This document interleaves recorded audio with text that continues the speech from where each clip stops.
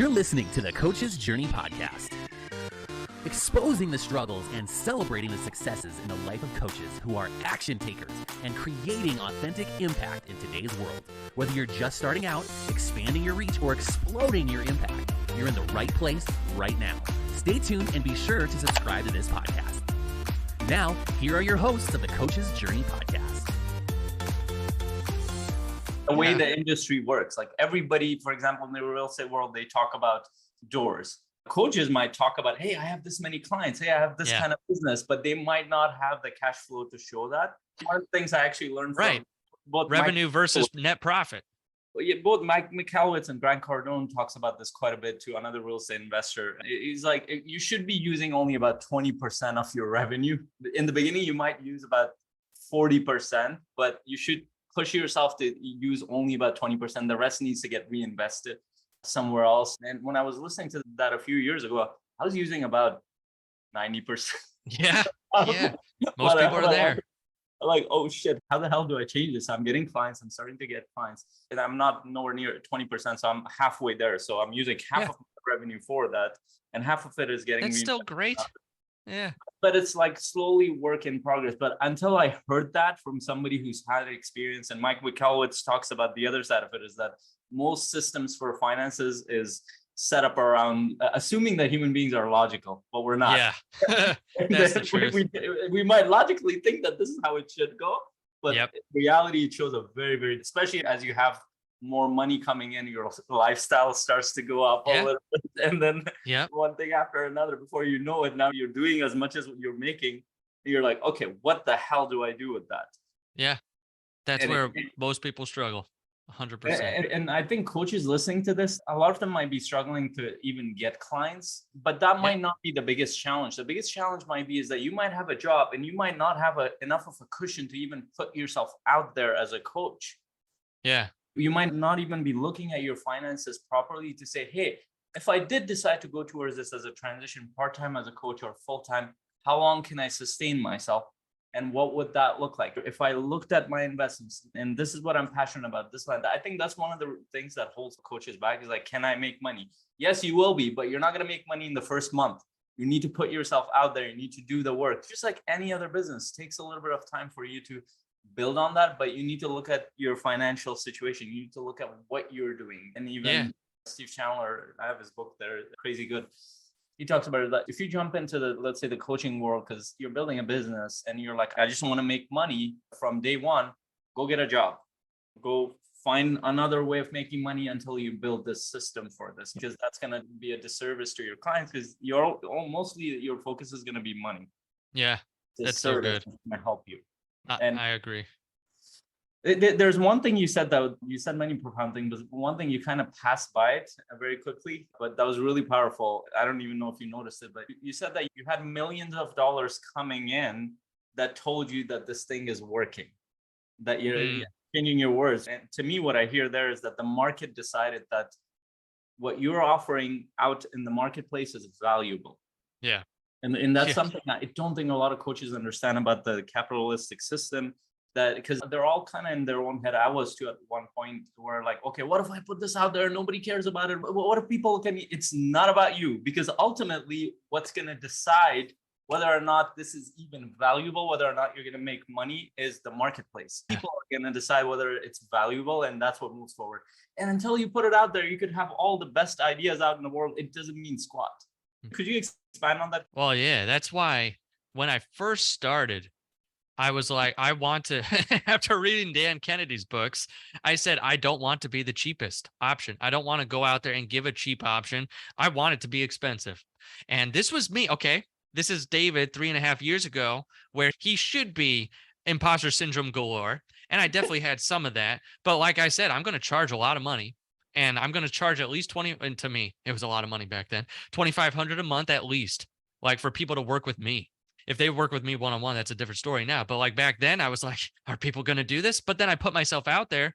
And once I could explain what I was doing, giving them that clarity, even back then when I was horrible at explaining it, I was getting people in the door because so many people understood. They had a bookkeeper and CPA, but no one to really help them keep more money in their pocket.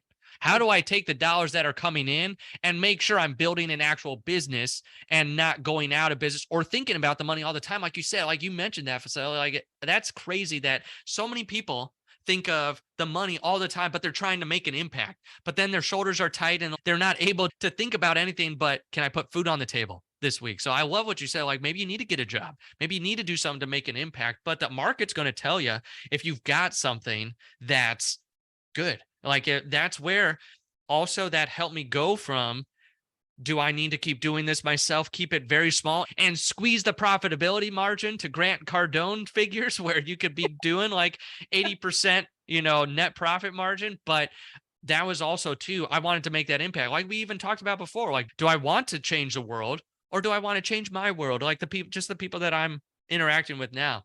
But I had so much feedback in the form of dollars and clients that wanted to come in where I'm like, I need help. I need help. Like if I want to work with more people, if I want to make a bigger impact, that's kind of where the market even drove the expansion, which seems logical, right? Like that's where most people would need to get to that point. But I feel like you're saying, a lot of people don't even, I don't know, believe in themselves enough, or maybe don't have enough coming in, like in the sales, or like they don't know how to put themselves out there to know that, okay, is this a viable option, and then getting those dollars in return. And if you're not getting it and you're doing a lot of things, that might be the market telling you they don't really need this. Like this is not something, maybe it's a great idea for you. That's why if you've got something that worked for you, that has changed your life and it's changed other people's lives as well, that's where you can start getting that rolling.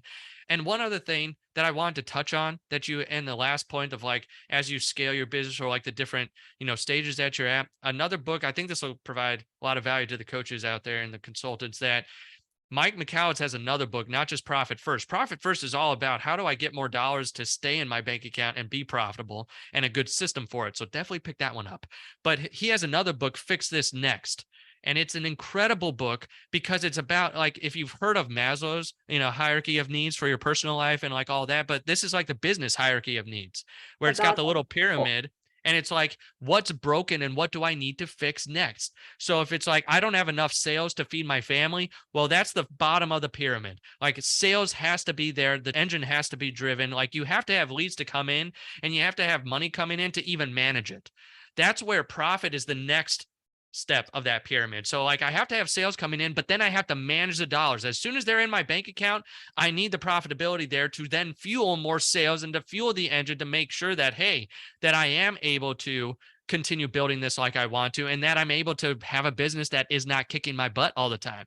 So it's like sales, then profit. Next one is order. So like now you have to organize the chaos. That's where I was on my journey when I had more clients coming in than I could handle. I had to take the conscientious decision to say, do I want to have more order, which might decrease profitability for a little bit because now I'm investing in people and systems. So the order stage is like I have to convert some of that profitability that I have into order out of the chaos. So like I need to invest in those people, systems, processes, maybe some masterminds type things to make sure, okay, who are the right people I need to be around that can help me organize this mess. So that's where the next step is order. Then that cycle repeats itself constantly. I feel like those three, because then it's like, okay, now order's great. Now I need more sales to come in to feed the team that I have. So it's like, but then you still have to be profitable. So that way you're not burning out because you've just gone up a level, but then you've skipped the profitability step and you keep thinking, like that's why I love that pyramid there. Then the other two are like impact and legacy. So impact is how many people I reach, and legacy is, am I able to pass it on? I've kept that framework a lot because I go constantly like, okay, the next stage of business, I have to work on the sales, then I have to work on the profitability, and then I have the chaos that I've caused by going to this next level. And that's where people just have to have some sort of framework in their mind of like, do I want to take that next step? Because like you said, the marketplace was telling me this is a good idea. People need this. How big do we want to get it? Okay, well, let's build the sales. Let's get some profitability in there. Let's convert some of that profitability to order and see how long that goes. Because people ask me all the time, like, what are your big end goals? And I'm like, honestly, I want to keep doing that order until it stops working, until either the marketplace has dried up or we've reached every person that we can. It's like, I'm a young guy. I'm not looking in 2 years to retire from this business and be out there. Like, I want to make an impact. So it's like, can I keep that process going too, to just see how large I can take it?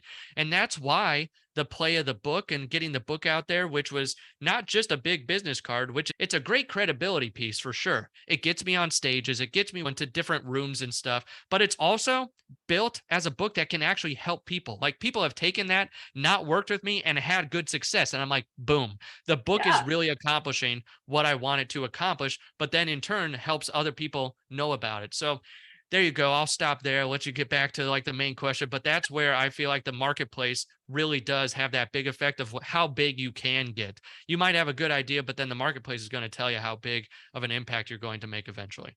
Yeah, and I think you explained with that model that one of the big gaps. So this is how I thought too in the beginning. It's like, yeah, all right, I'm starting a business. I want to make a bigger impact. So as you were describing that pyramid, I was thinking about the top of the pyramid, but I didn't know anything in the middle of it. Yeah.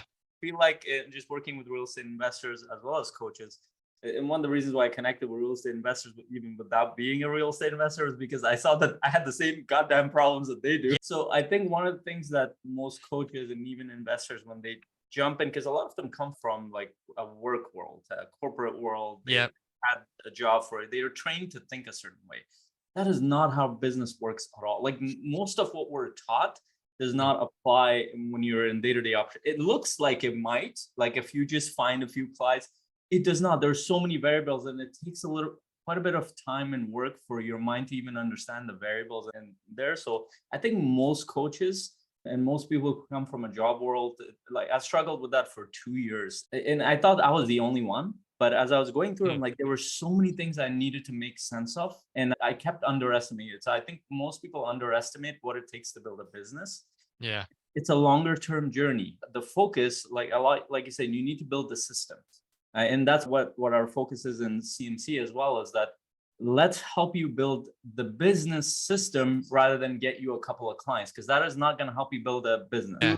A year or in a month. And we put a lot of free stuff just to get you started. Go get a few clients. But most coaches I talk to, their thinking process, if I just get 2 or 3 clients, I'll be good. But here's what happens. You'll get those 2-3 clients. You don't know how some of the systems work. Within 6 months, you're out of clients again. And you know how to approach more people. You know how to set up the system for you to more leads coming in. You don't know how to put yourself out there. You don't know what to reinvest in, which is another piece of it, is that we want to keep the profit for reinvestment in the beginning stages of a business. And if you can do that and sustain your life, you will start to build a business and a brand that will be very powerful as you move forward. And there's stages of that. And I don't think anybody thinks about the stages of it. They're just like, I just want to get a few clients. Yeah, exactly. So Can I say one thing super quick, Sheri, because it's me. And I thought while you're talking about, this is a great Star Wars quote. It's Yoda, right? You have to unlearn what you have learned. I don't know how many times I've thought of that quote over the last 3.5 years building this thing of like, there's so many times I need to like just stop putting the stuff that I was running through a filter and put it through a new thing or learn something. And then I think about that in the real estate world, like you just said, so many people in their backgrounds, like forget all that. Like if you're a coach and consultant listening to this, like you have to get rid of every paradigm you've ever had about business and just listen to the people that are successful. Like listen to that. I honestly feel like that's why I've had a quicker trajectory, not just because of the marketplace, but like I didn't have as many bad habits. I didn't go to this crazy college and got an MBA and had the financial accounting. Like some of the liabilities that people have were assets at one point in their life. And it's like, what in the world? I have to change my whole mindset of like, okay, I need to switch this around. That was a good statement. Like, I need to write that down. That was like I'm shocking myself. Sorry. I just, man, that was, but that's where, right? There's my Yoda quote, but that's where a lot of people just have to unlearn that. That's why I was like, you got me here. So I immediately thought Yoda, and like, you got to unlearn what you're learning. So that way you can grow to where you want to get to, and like not running out of clients and like thinking ahead, because that's what it's really about of like, okay, can I be a few steps ahead? You don't have to get 10, 20 steps ahead, just making sure, okay, are we on the right track of what we really want to get to? Sorry for cutting you off, Sheri. Yeah, you're fine. You're our guest. We're picking your brains today, and we'll totally let you snip that out for a reel or something that you can just, blast it all over the place. Yeah. I need to start saying that. I do need to write that down somewhere. I do need that piece because I'm like, I think that one might resonate with people. I'll have to test it though.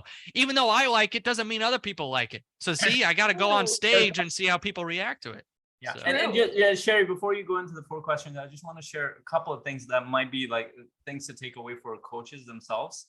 There are many things in there, but especially if you're starting as a coach, there is actually no way for you to create a business unless you put yourself out there. That might not be on social media, that might not be on every podcast there is, but it might be in person. It might be you talking to the people around you. It doesn't matter how great you are as a coach. It doesn't matter how you are. The first step is to put yourself out there and actually offer to support people, whether it's individuals or groups, whatever that is. Without that, there is no business. And once you start doing that, before you even start doing that, take a look at your finances. Read Profit First. Read David's book, Profit First for Real Estate Investors, and really think through what's happening in your life right now. Where are your investments going? Because the first piece of investments is actually in your own education and your own professional development, your own self. And you are doing that with other people. You're going to go up to people and ask them, do you have a coach? They're going to ask you, do you have a coach?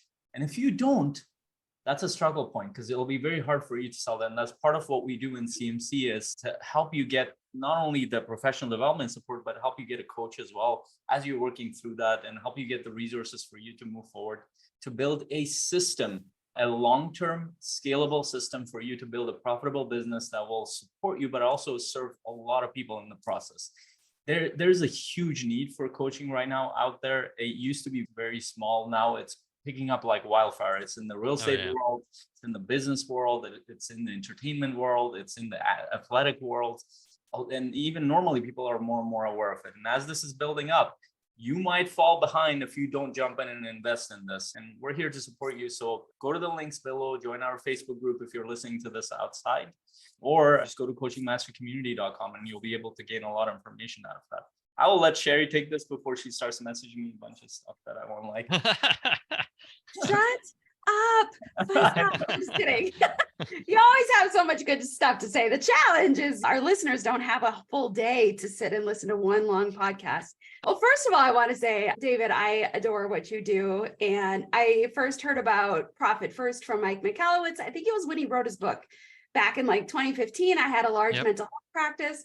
And that revolutionized kind of how I thought about the finances in the practice. And I told my husband about it, because my husband, if he looks at a spreadsheet, like his eyes cross. We've had QuickBooks for like 15 years, and I don't think he's ever logged into QuickBooks. And so like, he just doesn't care about that stuff. That's not his personality. And so I told him about this, and he's like, you know, about the bank account balancing, you know, stuff like that. So he's been using it in our real estate business, and even CMC, we use Profit First in our finances. And so 100% bought into the system, and absolutely love what you bring to the real estate investing space with that, because there are some nuances. If you are an investor, you happen to be listening to this, there's some nuances to how to understand profitability among the different types of real estate strategies that I couldn't figure out in my brain, but the book does a really great job laying out. So that's amazing. Thank you. I appreciate that. If you're going to make the money, you might as well keep it. You're listening to the Coach's Journey Podcast.